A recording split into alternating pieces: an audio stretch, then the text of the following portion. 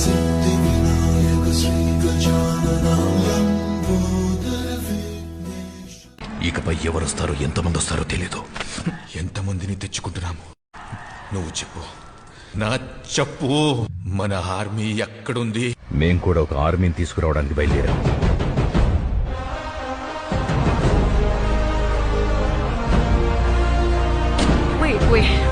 వాడు చాలా డబ్బు తీసుకెళ్లాడు కదా.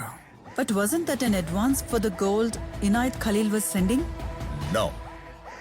Then what was it for?